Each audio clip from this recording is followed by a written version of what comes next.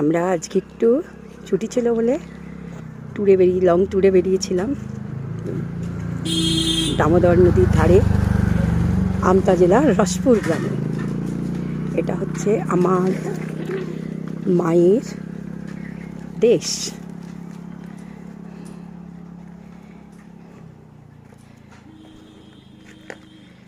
দামোদর নদীর ধারে একদম শান্ত স্নিগ্ধ গ্রাম, একটা ছায়াময়।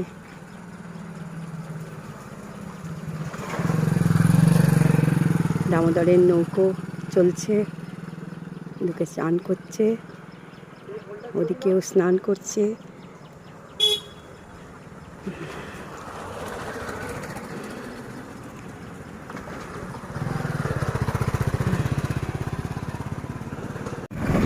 আবার আমরা এগিয়ে চলেছি।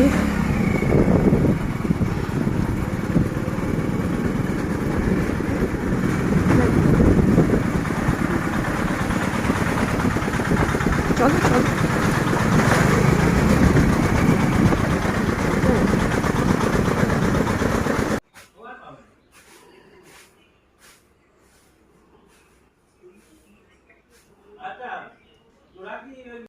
এই জায়গাটা হচ্ছে রসপুর থেকে ভেতর দিকে একটু ঢুকতে হয়। এটা আমার মায়ের বাড়ি, মায়ের মানে দেশ আর কি। মায়ের এখানে কোনো দিনই থাকতো না, আর সেই সব বাড়ি এখন অবস্থা, এখন আর কেউ থাকে না এখানে। আমরা এসছি, একটু বেড়াতে এসছি এই জায়গাটাতে। তখনকার দিনের ছোট ছোট ইট দিয়ে গাঁথা বাড়ি। ওইটা ছিল মন্দির। রোজ আমরা ছোটোবেলায় দেখেছি মন্দিরের রোজ ব্রাহ্মণ এসে পুজো দিয়ে যেত। এখন বোধহয় আর পুজো টুজো হয় না, কারণ দেখতে পাচ্ছি তো বন্ধ। আর এখানে পুরো জঙ্গল হয়ে গেছে জায়গাটা।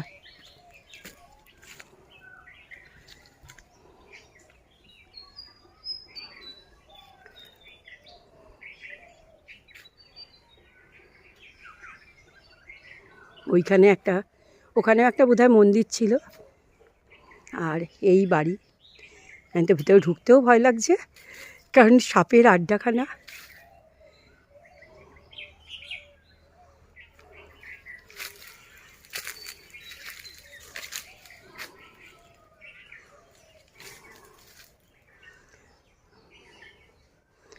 আমরা ছোটোবেলায় এসে এই বাড়িতে কত আনন্দ করতাম। এটা ছিল মায়ের ছোট কাকার বাড়ি। মায়েরা কলকাতায় থাকতো, কিন্তু এটা ছিল মায়ের ছোট কাকার বাড়ি। আমরা এখানে অনেকবার এসেছি।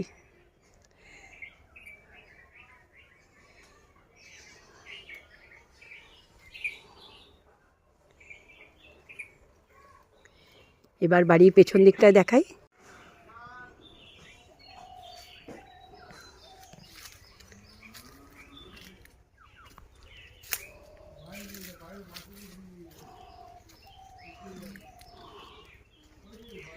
এখন ওই কাকার ছেলেরা সব ওইখানে বাড়ি করেছে, ওইখানে থাকে।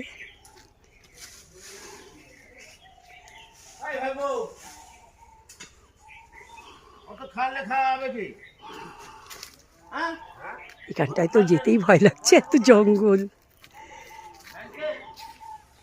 বাড়ির এই দিকটা সম্পূর্ণ পড়ে গেছে। এদিকে পুরো ওই যে পাঁচিল দেখা যাচ্ছে, পাঁচিল দিয়ে ঘেরা ছিল। আর এই রাস্তাটা সোজা চলে গেছে পুকুরঘাট। এখানটা পুরো বাঁধানো ছিল এই জায়গাটা। এখন সেসব আর কিছু অস্তিত্ব নেই, শুধু জঙ্গল আর জঙ্গল।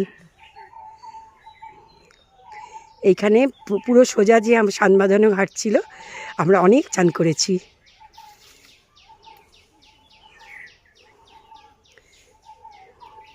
চলো এবারে তোমাদের আমি সেই সান বাঁধানো পুকুর ঘাটের কথা বলেছিলাম, সেটা দেখাতে যাব।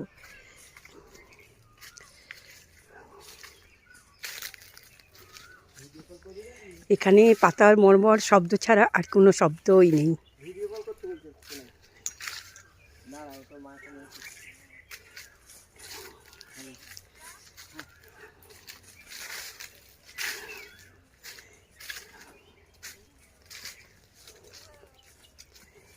চতুর্দিকে প্রচণ্ড জঙ্গল, কেউ থাকে না। যারা থাকে কাকার ছেলেরা তারা ওই দিকটায় থাকে, ওই দিকটা পরিষ্কার পরিচ্ছন্ন আছে তবু একটু।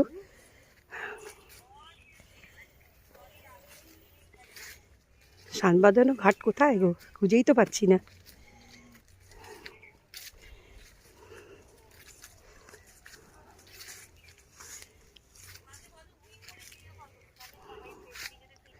এই যে ঘাট ভেঙে গেছে, ঘাটের আর কোনো অস্তিত্ব নেই, পুকুরটা পড়ে আছে।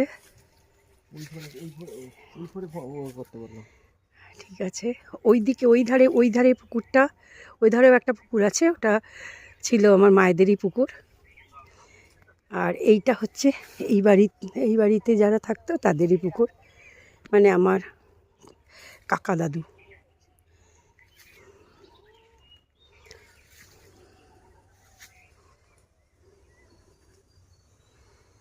রাখি তাহলে।